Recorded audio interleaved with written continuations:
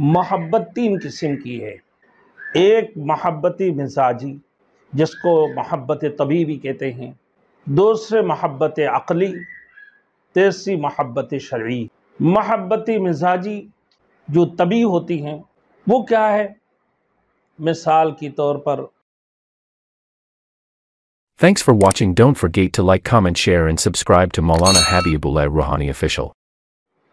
الحمدللہ وکفا وسلام علی عباده الذین اصطفى اما بعد فاعوذ باللہ من الشیطان الرجیم بسم اللہ الرحمن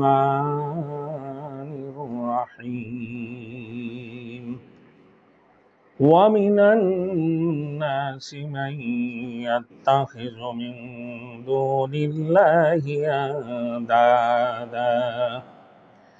أَندَادًا يُحِبُّونَهُمْ كَحُبِّ اللَّهِ وَالَّذِينَ آمَنُوا أَشَدُّ حُبًّا لِلَّهِ وَلَوْ يَرَى الَّذِينَ ظَلَمُوا إِذْ يَرَوْنَ الْعَذَابَ أَنَّ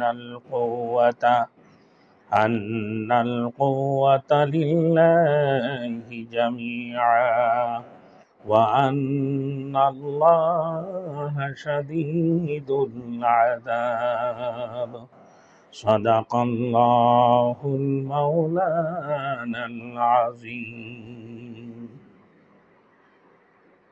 میرے محترم دوست بزرگ اور میرے سامعین اور میرے نوجوان بھائیوں، آج میں نے آپ لوگوں کے سامنے ایک آیات پڑھا ہوں۔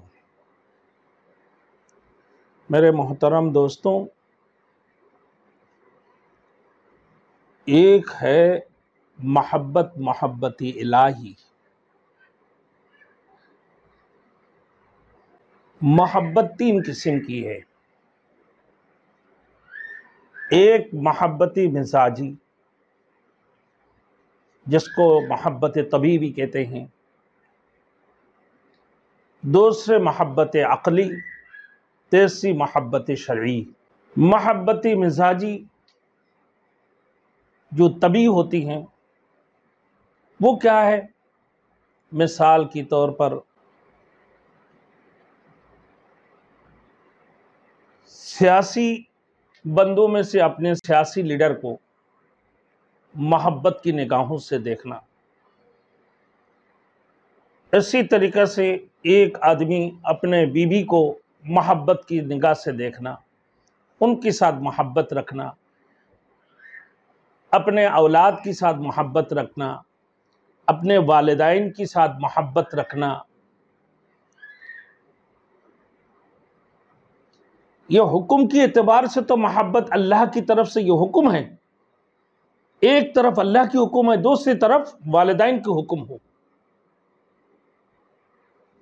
تو ان صورتوں میں ہمیں کیا کرنا چاہیے؟